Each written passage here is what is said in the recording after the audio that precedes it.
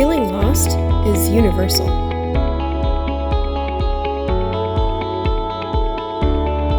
And being found can feel impossible. But on this podcast, we think following your passions just might be the key to finding your purpose and to finding who you are. Welcome to Lost and Found.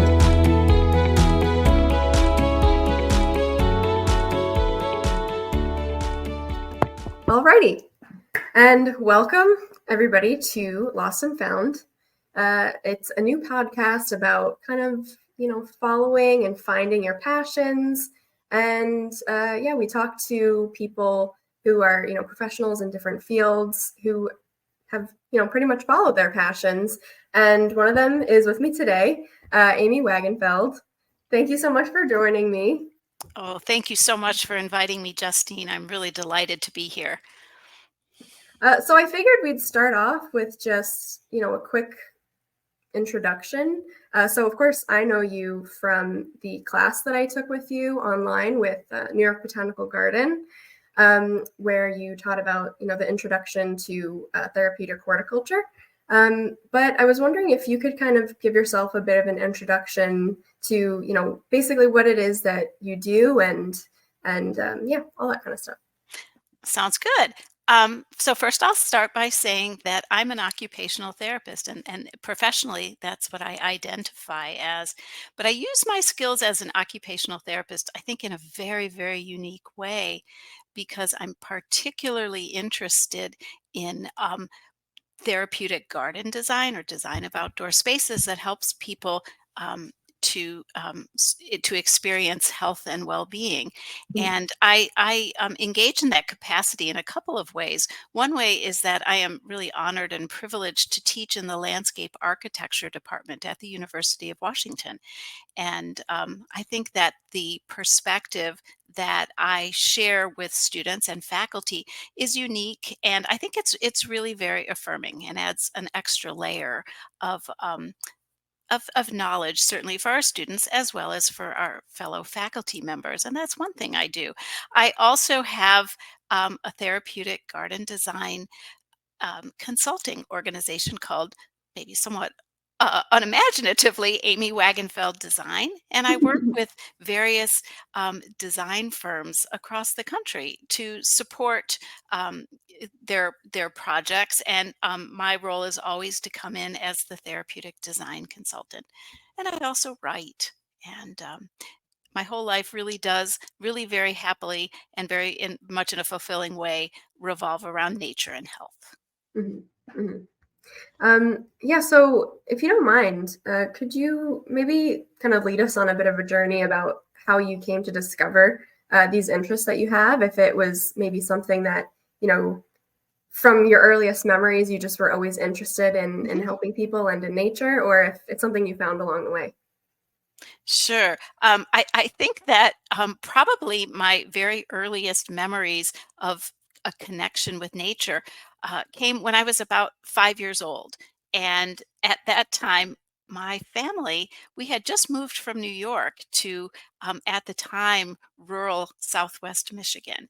And for my parents, who were New York city slickers, if you will, it was rather a culture shock to move someplace where our home was adjacent to a cornfield, but nonetheless exciting. And so for them, it was this really unique experience of living in a home and having a yard. And with great initial enthusiasm, they set out to have a vegetable garden. And within about a week or two, they lost interest. But their 5-year-old daughter, that would be me, um, found just incredible um, solace and comfort in tending the garden. And in fact, it wasn't a punishment when I was sent to the garden to weed. In fact, it was a reward for me. And so in some capacity, this was probably my earliest memory, but it was I think it was a lifelong, it was the catalyst for becoming a lifelong passion for me. So wherever I've lived in some capacity, I've always had a garden. Mhm. And it wasn't until many, many years later when I began to pull the pieces together with regard to um, my love of nature, my love of gardening, my love of my profession of occupational therapy and of design, and saying, oh my goodness, there's a synergy there. But Mhm. I certainly can provide more details, but that's my earliest memory. It's interesting that you said, you mentioned kind of it was later on down the line that you sort of pulled all of these, I guess, Mhm. interests and potential career paths together. I think it's a nice thing to hear because I feel like a lot of times young people, including myself, you know, we seem to think that you have to choose something like one thing, and then that's Mhm. what you do for your whole life. And in a way, it's possibly because when we're little, we're asked all the time by adults, "What do you want to be when you grow up?" All that kind of stuff. So it's interesting that you said that it seems like maybe it all kind of you went on different pathways, and they all kind of Absolutely. melded together. Would you say that Absolutely. that's Yeah, no, that's a good observation, Justine. And definitely, I mean, I thought my career path was to be a clinical occupational therapist, which was incredibly rewarding. And it was mhm, something, it's something I look back on with joy and happiness. But there was sort of this sort of captured moment in time that was, gosh, over 20 years ago, in which it was this aha moment when I was, experiencing, many things happening at the same time, as one of those chaotic moments, and the realization that being out in nature was my way of centering myself, if you will. And that incident, many years after I was 5 years old, really began my journey of um, figuring out what is the relationship between occupational therapy and nature and health and design of outdoor mhm. spaces. So, Was there a point while you were still, in your occupational therapy career mhm. where, before the design aspect came in, where you felt like that was it and that was what you were going to do for the rest of your life? And if so, did you feel like okay with that, or was there always something kind of like gnawing at you, telling you like, oh, there's something more? Th- that's a very interesting question, and I have kind of a two-part response to that. When I did clinical occupational therapy, whenever it was possible, and I worked primarily, my work as a clinical occupational therapist was with children and their families. And so, whenever possible, when I was working with children, I would take them outside. Or if circumstances were such, I would bring nature inside, and that was the basis of our therapy sessions. But I didn't have any research evidence to support what I was doing, much beyond I liked it.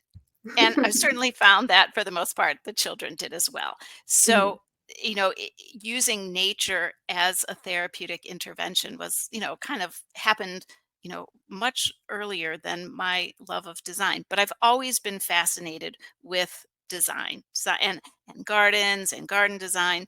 And, again, I wouldn't say that my early clinical years necessarily led me to um, um, get to the point where I wanted to do therapeutic garden design, except for the fact that I could recognize when an outdoor space wasn't, inclusive and Mhm. welcoming to children or adults or anyone of all ages and abilities and preferences. So perhaps there was a little bit that began to seep into my brain during my clinical years that led me not only to be passionate about using nature as a therapeutic intervention, but also saying, I think we need to think about how do we design these spaces to truly meet the needs of all people.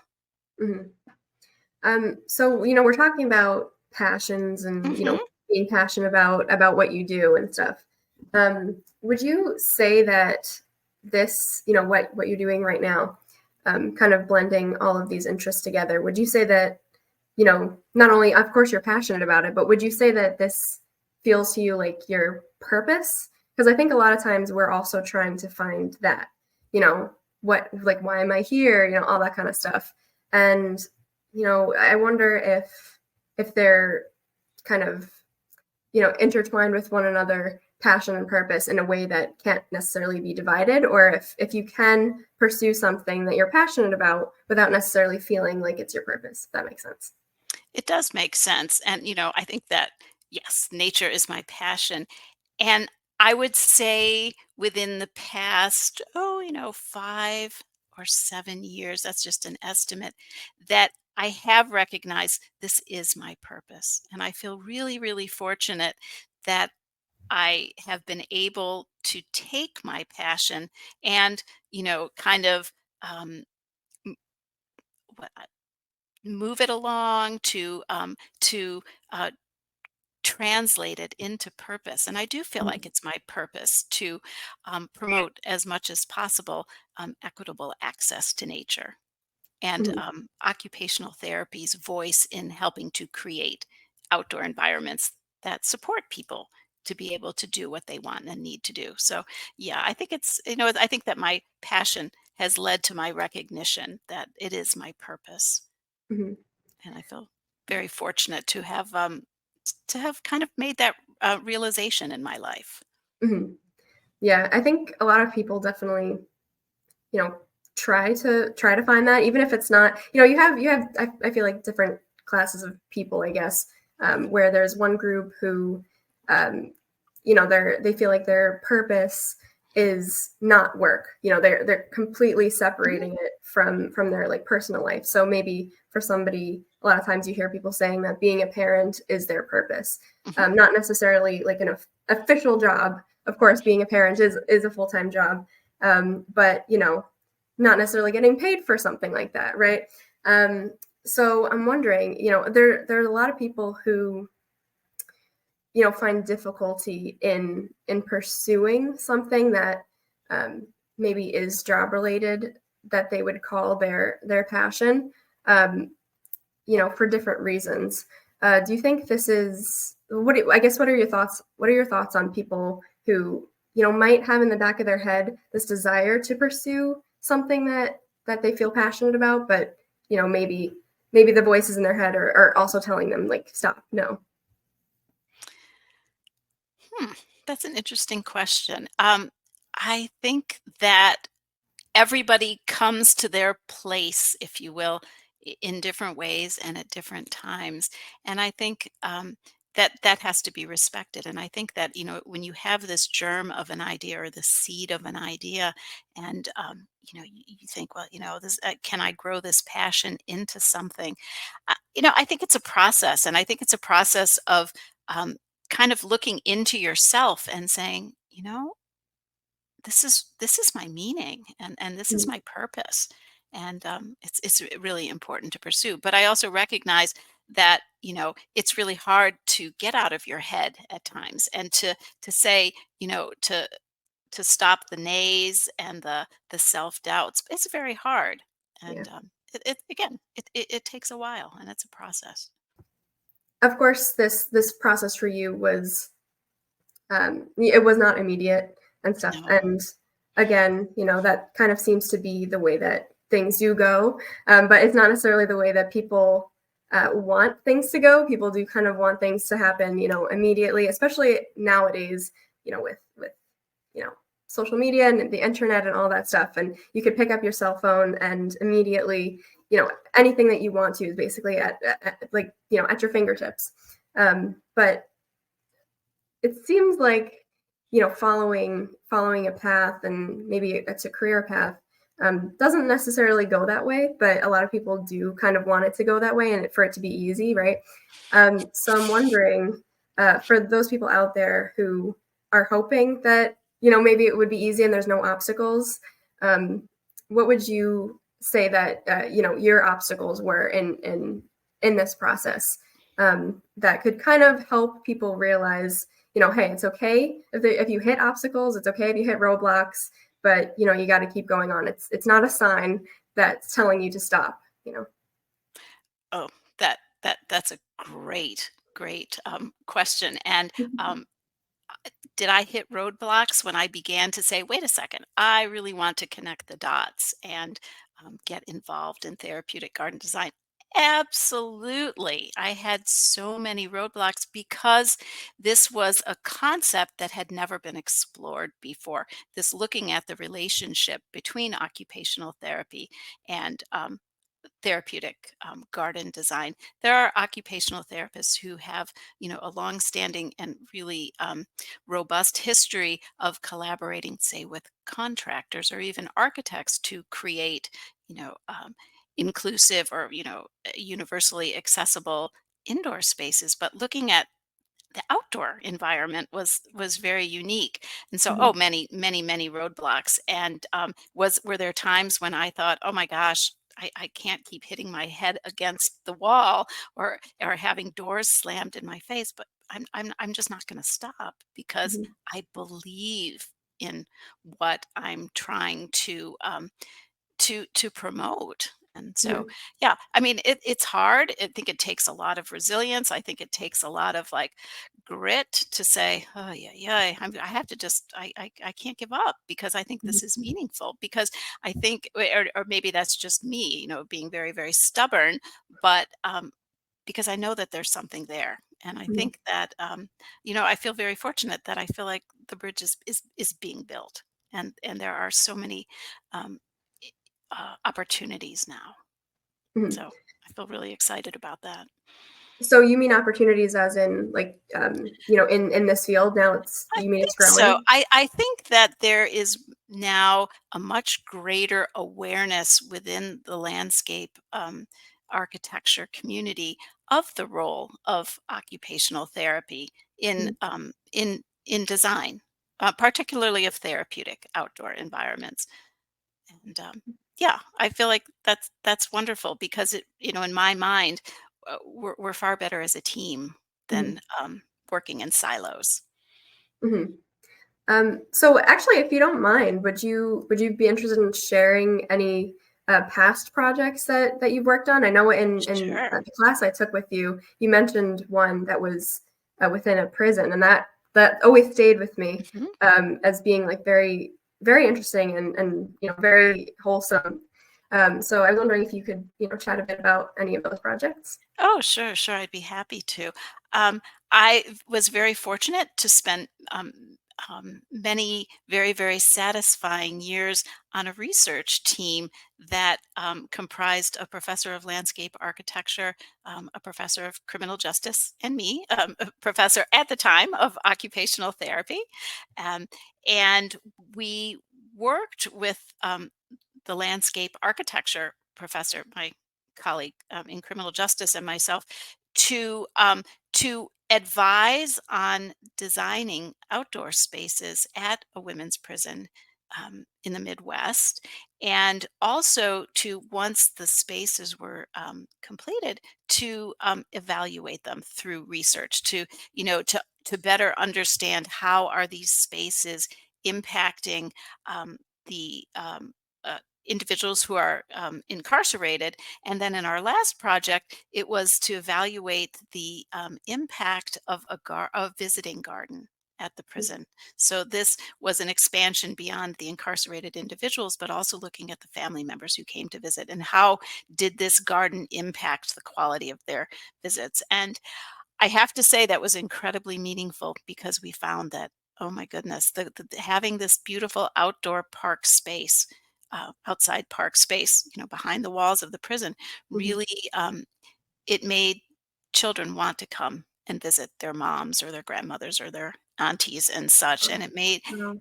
it just it was fantastic. And so that was a very meaningful project. Another project that's particularly meaningful, and it was one kind of earlier in my career, and it's still, you know, um, ranks very, very high, although I do love all of my projects, was working as the lead design consultant to create the L's Sensory Arts Garden in southeast Florida, and this is a sensory garden at a campus serving children and adults with autism.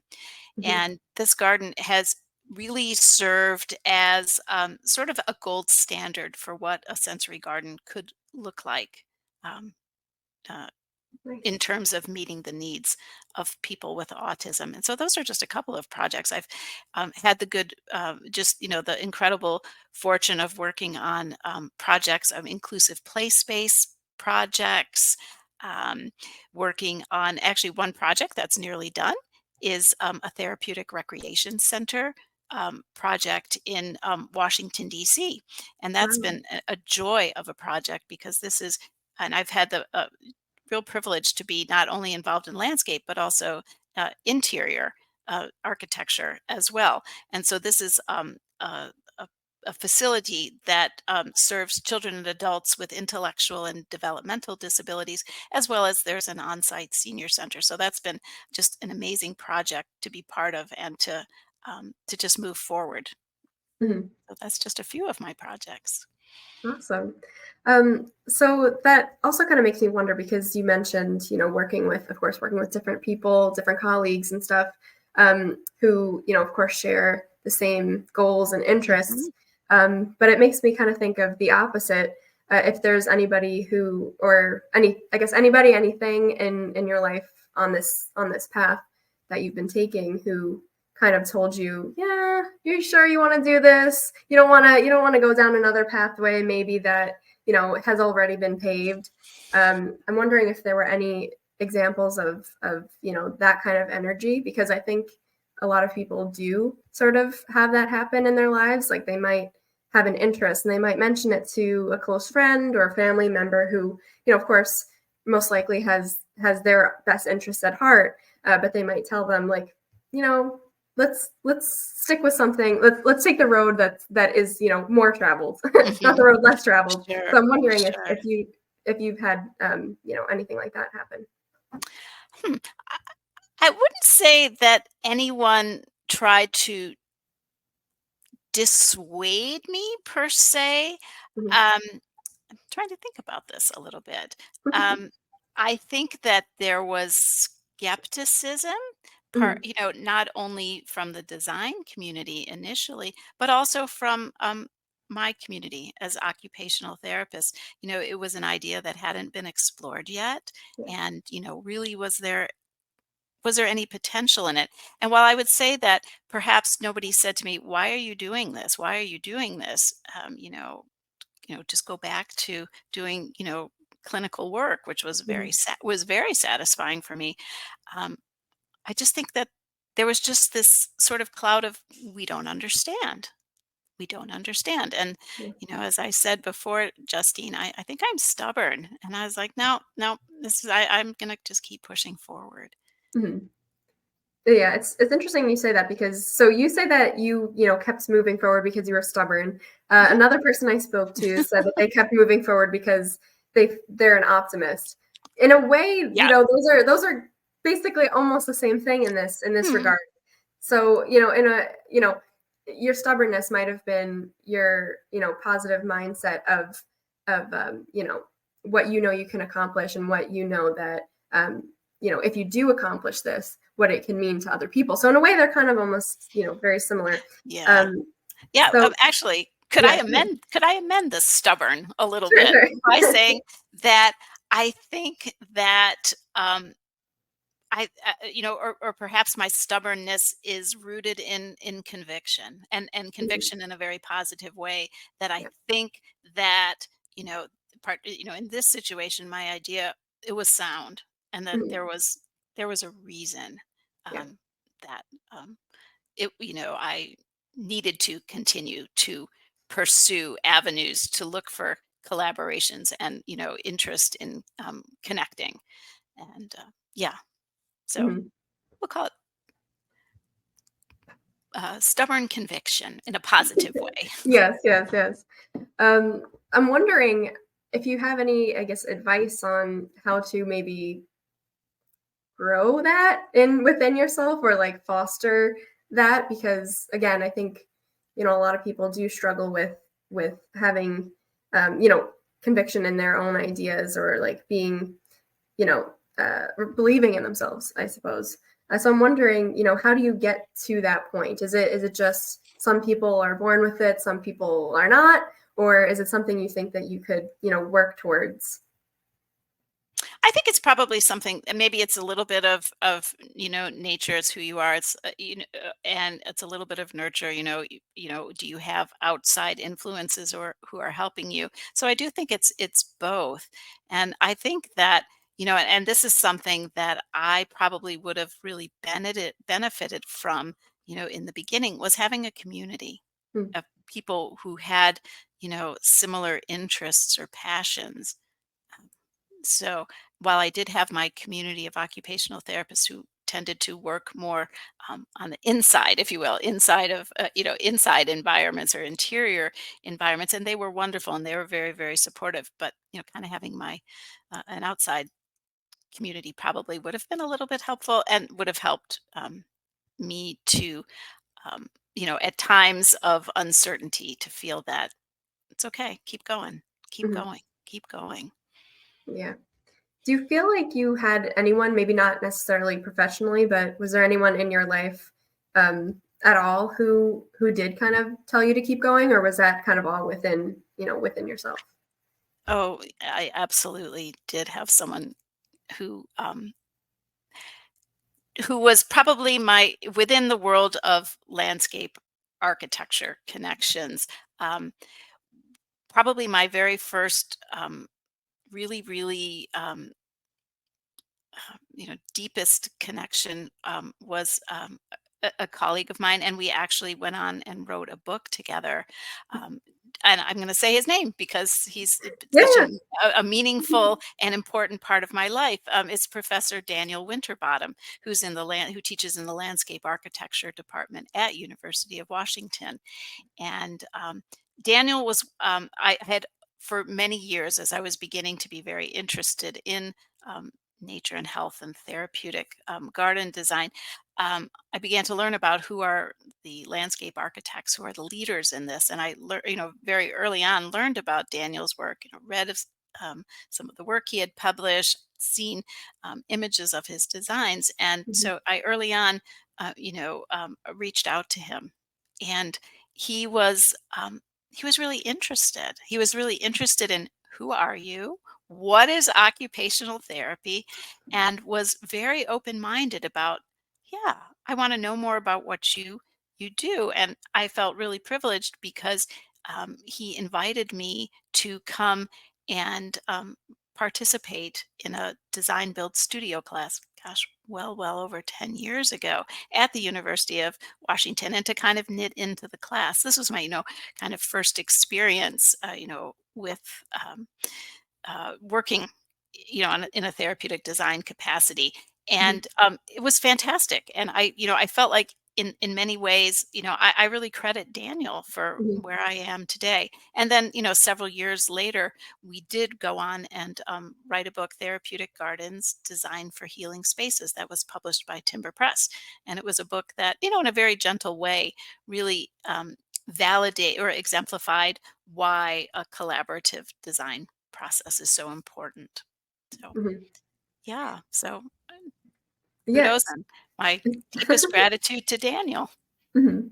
So you mentioned that you kind of in a way sort of credit him with what was to follow. Mhm. Um, I'm wondering if he hadn't been as open to your ideas, or if there was no him, on the other side of those emails and stuff. Um, how do you think like your life would be different? Do you think that you still would have ended up on this path? No, Mm, I think it's a solid no. I don't think I would have, because, not only was Daniel receptive and open, and I just continue to learn so much from him. I think that if we hadn't developed the professional uh, and collegial relationship that we have, we wouldn't have gone on to write the book. And writing mhm, and publishing the book began to sort of get me out there into the world mhm, of landscape architecture. Of course, Daniel was always already well established. So, yeah, no, mhm, I don't think so. And I think that, I think it was fortuitous that I reached out to Daniel and that he was interested.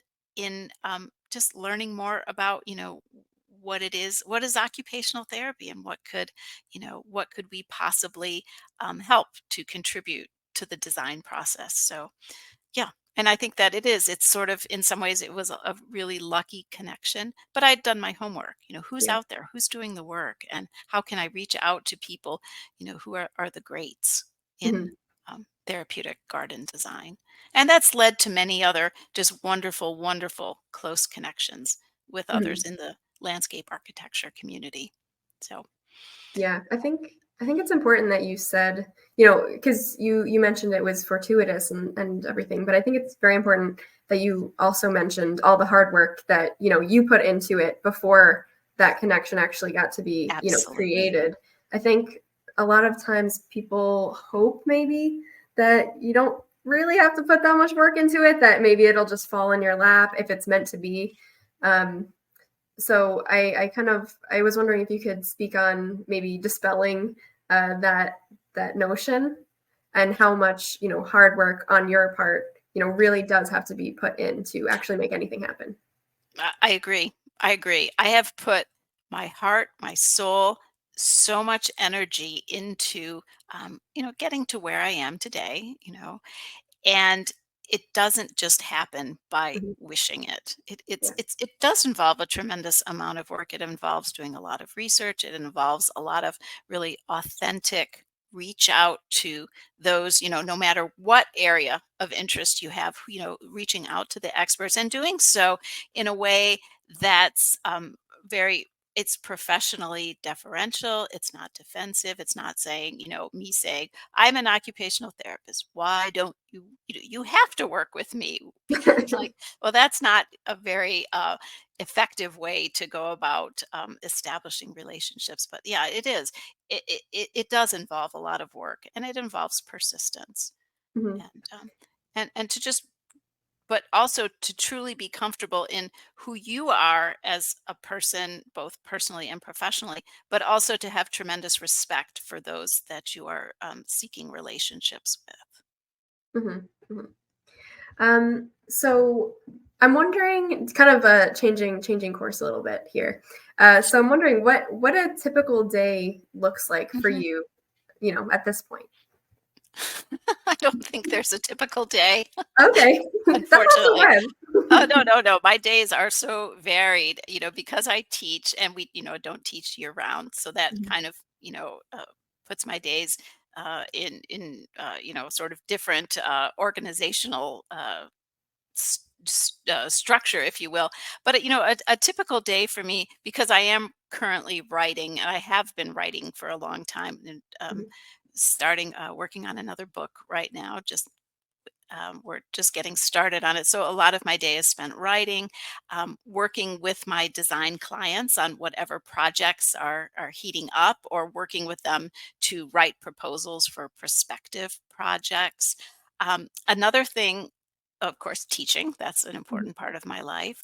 Um, Mhm. an, um, and another really exciting thing that is now part of my daily life is that in collaboration with my co-director, Dr. Wes Tate, he and I just recently received a grant from the REI Cooperative Action Fund Wow. to establish what we're calling the Learning Network, which is a database, an online resource of a database of therapeutic outdoor programs and Wow. therapeutic outdoor projects. And we have folded in with an organization called the Nature and Health Alliance, which is also funded by REI Cooperative Action Fund. So, in the Nature and Health Alliance is essentially an online resource for nature and health researchers. So, we're bringing together essentially practitioners and researchers Mhm. within the organization. So that, just getting that up and running is a pretty significant part of my day. But Mhm. another typical part of my day is walking, and walking outside in nature. That's Yeah. probably the most, no pun intended, the most grounding part of my day. And and it's very, very important to me.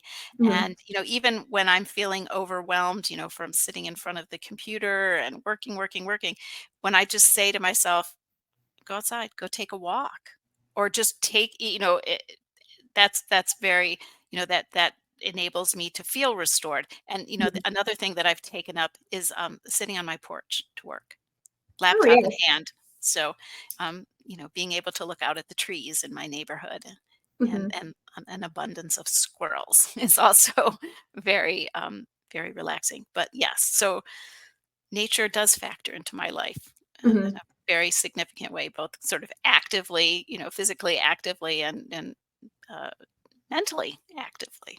Mhm. That kind of actually leads into my next question. So sort of I guess a buzz phrase nowadays is, work-life balance, right? So I'm wondering if, I guess how you go about maintaining that, because I wonder if people who are thinking about pursuing, their passion might kind of feel a little bit of pause there because they might think, well, in my normal, 9 to 5 job, I know, my hours, and once it's 5 o'clock, I'm out of there. Versus following your passions could potentially be a 24 hour a day, Mhm. I guess, venture. So I'm wondering, besides, walking and all that stuff, how do you go about maintaining work life balance? Well, a true confession is I probably could do a better job at maintaining a work-life balance. Um, but um, I think I'm getting better at it because I'm really aware that while I will tell anyone how important it is to maintain a work-life balance, I need to practice it better.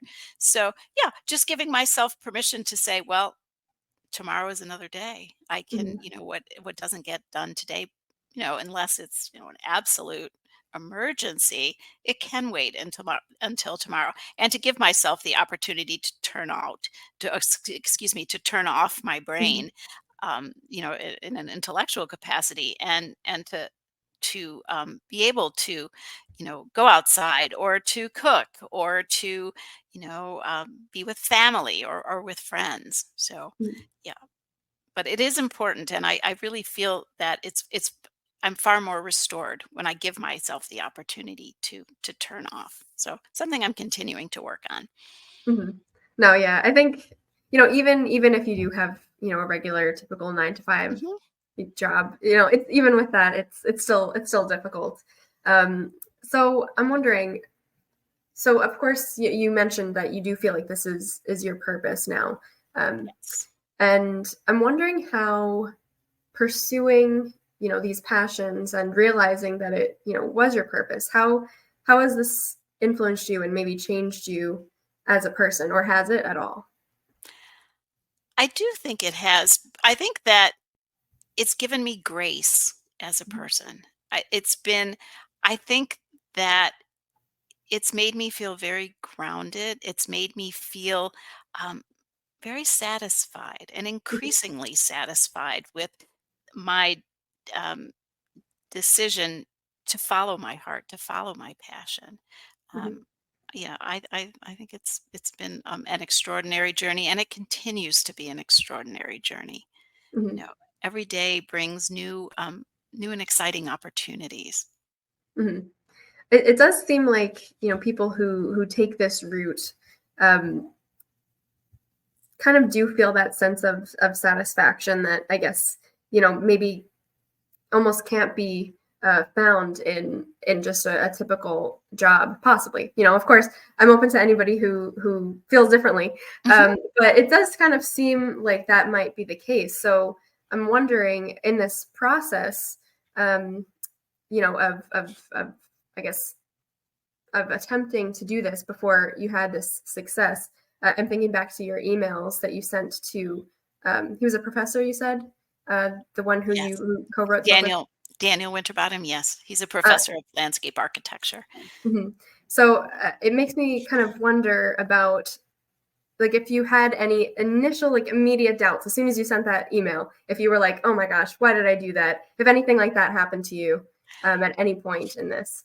Oh, sure, sure. I Mhm. mean, I think I had doubts, and I also had Dal's like, not only what have I done now, but will will he respond, or will any Mhm. of the people that I reached out to, will they even respond to me? Yeah. And yeah, and like I said, I was just absolutely thrilled um, to hear from Daniel and to hear from him quickly after I reached out. Mhm. So Mhm. yes, yeah. Yeah. There is sort of this initial trepidation Yeah. where, when you're kind of toe dipping into something that you feel a passion about, like, "Ooh, what's going to happen?" Because you're giving of yourself, Mhm. and you're putting yourself out there, and what are you going to get? I hate to say it, doesn't mean I don't mean it for it to be so quid pro quo, but are you going to get anything in return for your reach Mhm. out? Yeah. And yeah. Yeah, I do kind of wonder, because again, the idea of imposter syndrome is yet another sort of, buzz term. And so I'm wondering how how I guess how you have gone about dealing with that. If there's a certain point, like if the professor did not respond to you, would you have kept going? Would you have like emailed somebody else? At what point do you take something as maybe a sign that this isn't the right Mhm. direction versus keep going? That's an interesting question. I don't really know.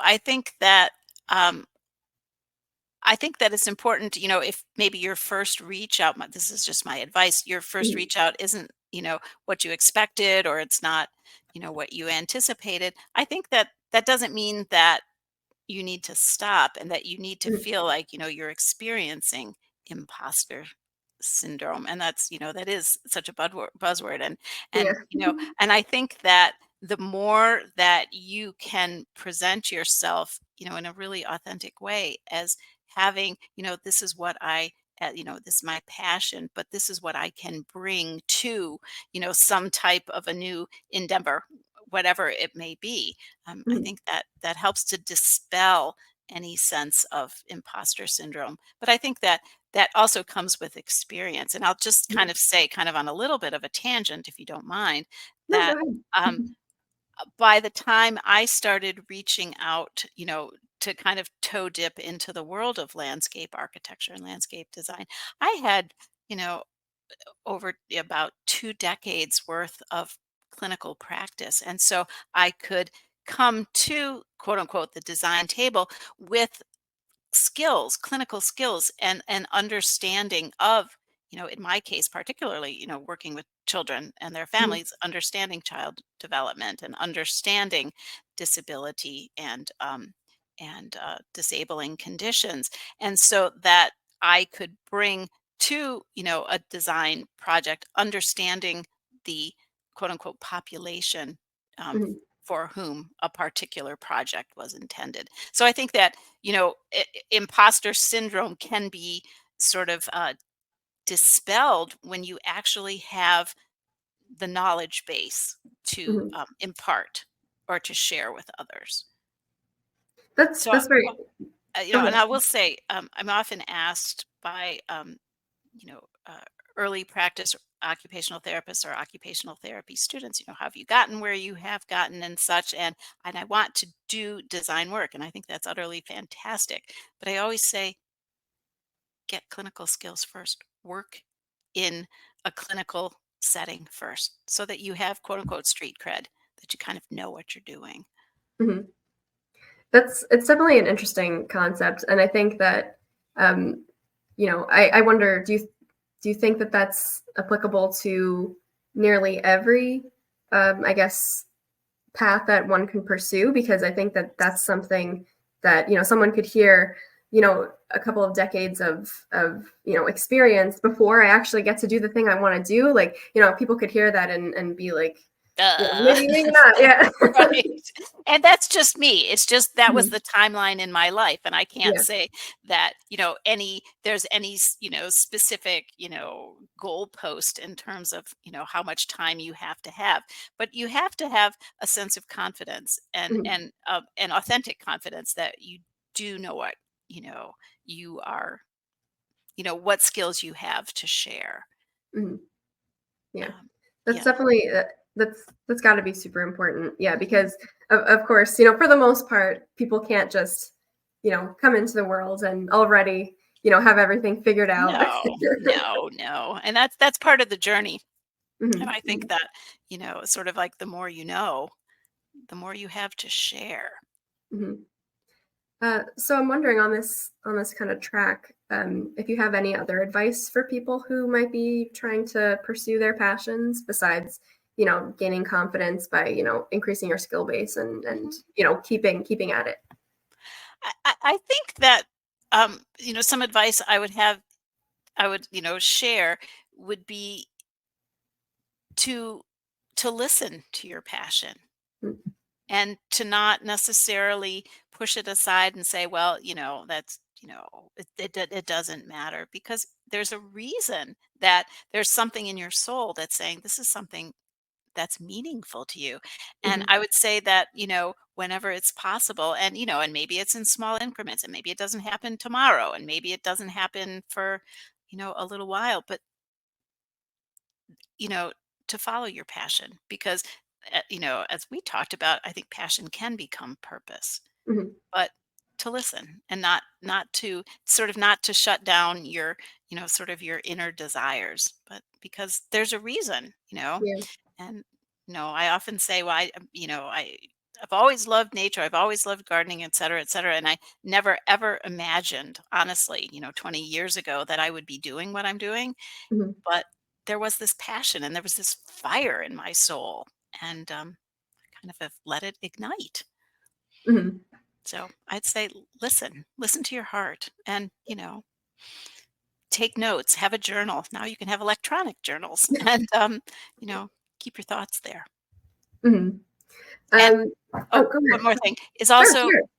is also to be open to possibilities Mhm, and never know, what door is going to open next, but also to feel a confidence in walking through the door, saying, "Okay, we can do this. I can do this."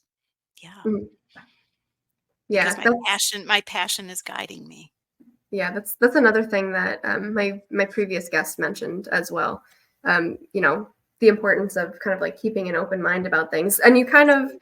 you kind of answered it already, but I was going to ask, you know, do you think everybody should at some point in their life try to pursue their passions, or do you think there's, you know, besides extenuating circumstances, of course, if there's, you know, any good reason maybe Sure. not to? I, I think it's really hard to say that everyone should. I think that if it's something that's important to you, Mhm, then yes, then to pursue your passions, but to know that, as I said before, it can happen slowly, and to be patient. I think that's, if you have a passion, to be patient, to let that passion really begin to permeate your life. mhm. So, yeah. So is there anything that, you know, when you started this path, I suppose, or even, you know, before that, maybe when you were younger and you were just starting to think about, you know, what you might do with your life, you know, was there anything you wish that you had known at that point? We probably kind of covered this, but I'm wondering if there's anything else, you know, specific. Well, it's kind of funny because, and I do think about this sometimes, that when I was younger, aside from wanting to be a paleontologist, Ooh. Awesome. I I really I did like briefly as well. I did want to do that as well. yeah, I like rocks and Mhm. fossils, and Yeah, yeah. I thought that would be a fun thing to be. Mhm. You know, Interestingly, I always wanted to be a landscape architect, but Oh, circumstances were such that that wasn't a career path I took in college. But yeah, but I do think it's sort of interesting and ironic that my life's goal, by the time I was in high school, was landscape architecture, and that is pretty interesting. it Yeah, because is. I think a lot of times people start out, you know, even into college, you know, thinking that they want to do one thing, and then Mhm. once you graduate, you know, other things kind of come your way, and then you just sort of settle into something that is completely Right. different from what you initially wanted to do. No. Your path was a bit different. It was, and, I think that I mean, I feel really, really fortunate that, I I did study art, occupational Mhm. therapy, and I was an occupational therapist. And I feel incredibly fortunate that I've been able to create this bridge and the connection Mhm. between the professions. So, yeah.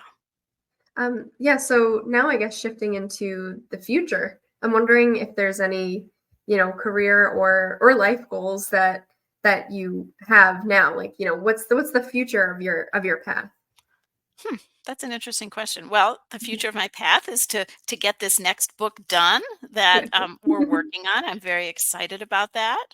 Um, I'm also, as I mentioned, really, really excited about developing, co-developing the learning network. And I think Mhm. that in some ways that may be part of my legacy is that Mhm. there is this beautiful resource for anyone who's interested in nature and health programs and therapeutic outdoor projects. So I think, those are kind of the things that are I think are left for me to do Mhm. and to continue my design work. I absolutely love the work that I do with design firms. And I also hope to inspire other occupational therapists to follow in this really rewarding path Mhm. and or to create their own journeys that connect people with nature, be it through nature-based intervention programs or being at the design table. So those Mhm. are kind of the things that I'd like to see happen. And of course, to continue to walk and be outside in nature. Mhm. Awesome. Yeah, so you mentioned, a legacy. Hmm. I wonder if some people decide or think about following their passions because they want to create some kind of legacy. I don't know if that's a huge driving force of why people do this, but Hmm. I'm wondering your thoughts on having a legacy. Like how important is that, and did it factor at all into you deciding to go down this road? No, it didn't. I never, I would say I didn't really know where the journey would lead me. And Mhm. I think legacy, you know, I just would rather, if I had to be known for something, would be the one who helped to create this bridge and the Mhm. connection. And that would make me feel really happy because I want to see it perpetuate. And Mhm. for these, connections between occupational therapy and landscape design to just become mainstream. And Yeah. this is, we belong in the design world for anyone who cares about it. So Mhm. no, I mean, legacy really is not, wasn't a predominant factor in my life at all. But, now I think, well, I want to see others do it. I want, Mhm. carry on, please. Do you think it's a trap maybe to try to create a path based on just, having a legacy? I do. I Mhm. do because, I think that for me it's far more than me, but Mhm. it's we. And Yeah. I know that's probably a little bit, you know, uh, kind of cliche, but I think it's very important. And Mhm. my whole life view is all about teams and working together and working collaboratively. Mhm. Yeah, so I'm wondering also what, is there something in particular that I guess keeps you motivated to, keep doing this work and to keep, pushing on? Is there ever a point where you've reached a roadblock and you're like, I'm kind of over this, or is it just continuously, just you're always excited for You know, Sometimes I think I might wake up and say, I think I'm done. it? But then something happens in the day and it could be something very unexpected, a call for or reach out from a client or a student or someone, and then I'm like, oh, I'm back in. I don't have any intention of slowing down. I feel you know completely inspired every day by all the new possibilities that arise. So no. So I'm wondering if we kind of touched on this, but I'm wondering if over time, um, not necessarily from so once you started this kind of blended, occupational therapy mixed with design, mixed with landscape architecture, at that point, till now.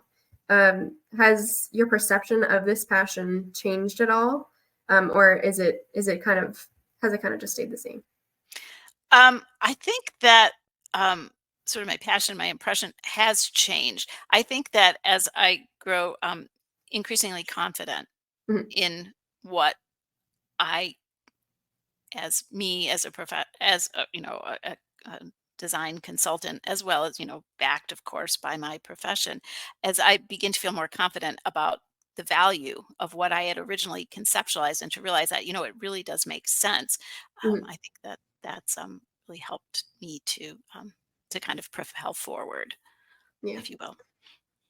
So I pretty much just have one final question. Sure. So I'm wondering, of course, I named this Lost and Found, not because if you lost your hat, you could come find it in this box, but to like the kind of the deeper meanings of people feeling lost and sometimes turning to their passions to help feel, I guess, fulfilled and to really find themselves. So I'm wondering if you have any advice for people who maybe are in that stage of feeling lost at this point.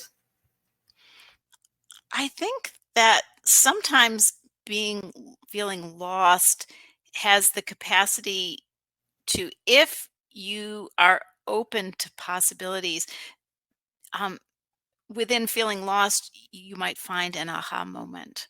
Mhm, And this aha moment is this real recognition that, wait a second, this is how I can find myself if I listen to that passion in me. And mhm, this, and maybe it's an unexpected thing. And I think that's just kind of important, is just, I think I've said it multiple times, is just being open to possibility. mhm, That, I yeah. would say that in the moment that I began to really piece together, you know, occupational therapy, design, and the importance of it, was a moment when I was really, really lost, and I was Mhm, really frustrated. And, I had this aha moment that, wait a second. It was almost like life flashed in front of me, like, wait a second. These pieces fit together. My love of nature, my, passion for occupational therapy. And, you know, that's kind of being lost, and then I think beginning to find myself. And I think that every day I continue to find myself, and I would encourage anyone to, again, to just be open mhm, to, the unexpected, if you will. yeah. So do you feel like it was, your openness and your conviction, in a positive way, that really helped you kind of put these pieces together? Do you think that if Yes. you maybe like if you hadn't had an open mind, none of this would have probably come to be? Yes, Mhm, absolutely. Absolutely. Yeah. mhm. Yeah, it does Yes. seem that that's kind of one of the major takeaways from everything, just from life in general, Hmm. but also Absolutely. from pursuing passions and stuff. And I think it could sometimes be a bit difficult to keep an open mind, especially It is. um, yeah, because you know a lot of people have their own voice in their head and then other people's Yes. voices in their head telling them, no, and you should stop. So it kind of does make you close your mind a little bit. And then someone might even try to pursue something and it doesn't work out. And that kind of closes you and shuts you down a little bit more. So I guess, just maintaining that open mind and maintaining that positivity, uh, I guess would be probably good advice. Oh, absolutely. And if I could share actually a real anecdote, Sure. um, I would say, gosh, a couple of years before, I had my aha moment, and my, you know, idea that, oh, wait a second, wait a second, I have, I'm lost, but I found myself a couple of Mhm, years before. I remember being in a healthcare appointment, and the healthcare provider saying to me, someday you're going to design healing gardens. And I remember looking at her and saying, what is a healing garden? I don't know what you're talking about. I'm an occupational therapist. I work with children and I love what I do. She said, mhm. no, that's what you're going to do. Wow. Okay. And then it wasn't until several years into, beginning to try to create this relationship with design and occupational therapy, that I remembered. Mm. that voice in my head that the healthcare practitioner had said that to me. And Wow. yeah, kind of That's funny. that is fascinating. Wow. It's Um, absolutely what happened. And I just remember saying, "What is a healing garden?" I don't know. So, yeah, Interesting. yeah, That's really cool. It's almost kind of like that person sort of, I don't know, like saw the future in a way. Like they saw something that's maybe right. in you that That you I didn't see yet. absolutely did not see. I did Mhm. not see. So, Interesting. yeah. Wow. Okay, well, that pretty much wraps it up. Do you think there's anything else that you wanted to mention before we, say goodbye? I just like to encourage anyone, whenever it's possible, to really acknowledge your passions. Mhm, And sometimes it does take you from feeling somewhat lost to, finding a place, within yourself that feels really, really satisfying. mhm. So, I mean, I think listening to yourself is so important. Yeah. And I'd also like to thank you, Justine, for this wonderful opportunity. It's been a pleasure. Well, thank you so much for joining me. Yeah, I mean, it's almost the same thing as when you mentioned reaching out in your own career. Um, I kind of felt a little bit of the same feelings when I was reaching out to everyone who I reached out for this. I'm Hmm. like, what am I doing? This is silly. But then, like you said, the kind of the swift responses and the positive responses that I received, it definitely helps. Hmm. But then every now and then, I don't get a response, and I'm like, hmm, Hmm. what am I doing? But it's definitely, it's definitely a matter of like just keep at it, just keep at it, keep Just keep that at it. positive attitude. Mhm, That's right. And to find that, that positive conviction within yourself to say, mhm, it's okay. I can keep doing this, even mhm, when it seems like you can't, and that there is no way forward. But mhm. usually there is. Yeah, yeah. I think that's important too because I think a lot of times people might kind of limit themselves, um, in a way. Like they feel like, oh, well, I don't have the time, or I don't have the talent, or I don't have this or that. So it's probably very important to not limit yourself because everything else outside of you could be limiting to you, That's right? right. But That's it, right.